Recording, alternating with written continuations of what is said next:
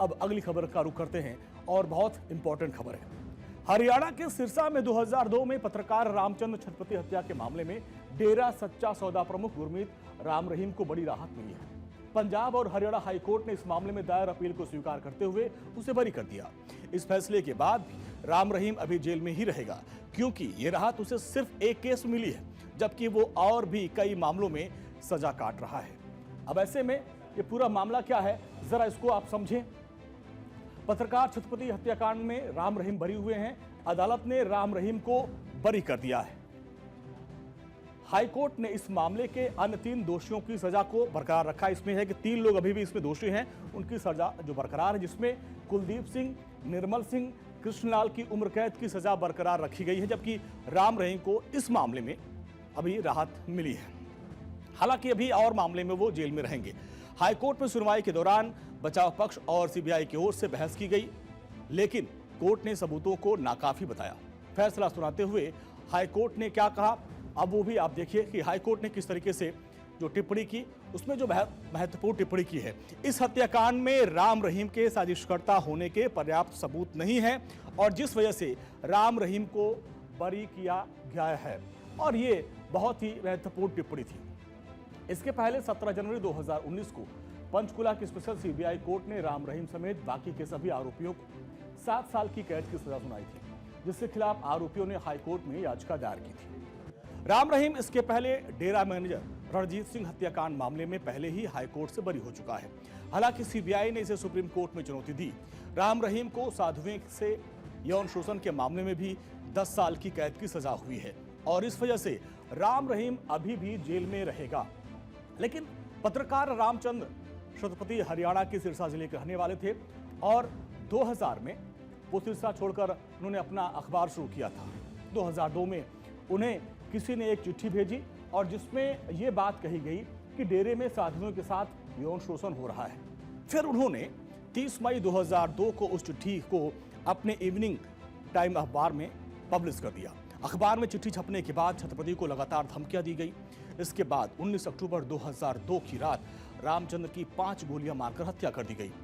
उस समय रामचंद्र अपने घर के बाहर मौजूद थे और इसी दौरान करीब 2 दिन बाद 21 अक्टूबर को इलाज के दौरान उनकी मौत हो गई। गोली लगने के बाद उनको अस्पताल में भर्ती कराया गया था, लेकिन इस दौरान इलाज के दौरान उन्होंने दम तोड़ दिया। अब पूरा मामला आप समझिए। 19 अक्टूबर 2002 को सिरसा में पत्रकार रामचंद्र छत्रपति को उनके घर के बाहर गोली मार दी गई थी और इसमें दिल्ली के अपोलो अस्पताल में फिर उनको लाके भर्ती कराया गया, लेकिन इलाज के दौरान उनकी मौत हो गई। पुलिस ने जांच शुरू किया। पुलिस की जांच से असंतुष्ट होकर छत्रपति के परिवार वालों ने मुख्यमंत्री से जांच सीबीआई को सौंपने की मांग की। बेटे अंशुल छत्रपति ने हाईकोर्ट में याचिका दायर की और जनवरी 2003 की बात करें, कैसे कैसे डेवलपमेंट, पूरी टाइमलाइन आप देखिए। डेरा प्रमुख गुरमीत राम रहीम के शामिल होने का आरोप लगाया था जनवरी 2003 में।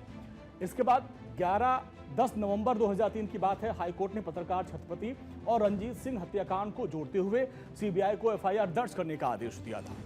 इसके बाद मामला आगे बढ़ता है। दिसंबर 2003 में सीबीआई ने जांच शुरू कर दी, लेकिन डेरा की याचिका पर सुप्रीम कोर्ट ने जांच पर अंतरिम रोक लगा दी।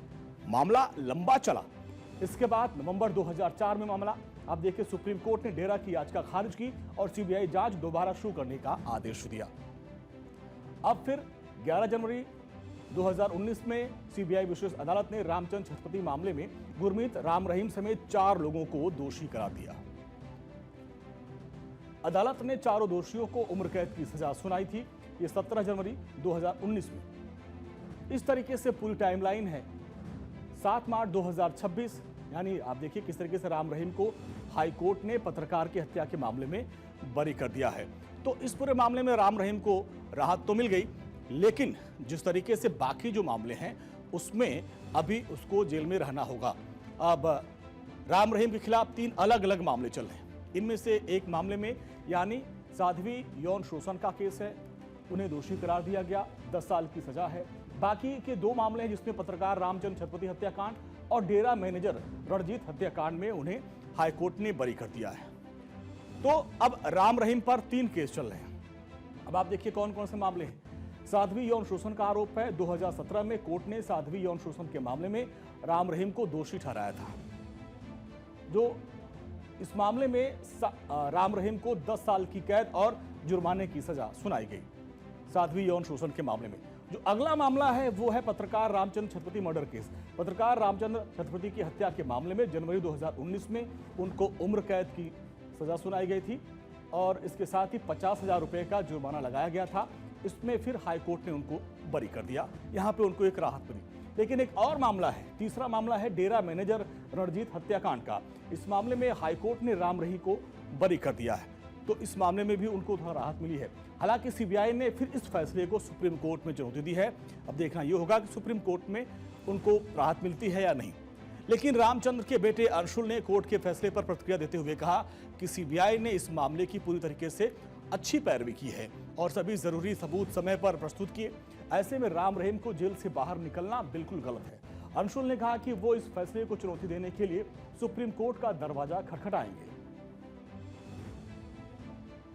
राम रहीम जो है मुख्य साजिशकर्ता इस मामले का, जिसने हमारे फादर का कत्ल करवाने के लिए षड्यंत्र रचा। जिस तरीके से गुरमीत राम रहीम को बरी करके बाकी आरोपियों को की सज़ा को बरकरार रखा गया है, तो कहीं ना कहीं ये इंसाफ नहीं है, क्योंकि हमारे फादर की कुलदीप सिंह, निर्मल सिंह या किशनलाल के साथ कोई एनिमिटी नहीं थी। उनको सिर्फ टूल के तौर पर इस्तेमाल किया गया। गुरमीत राम रहीम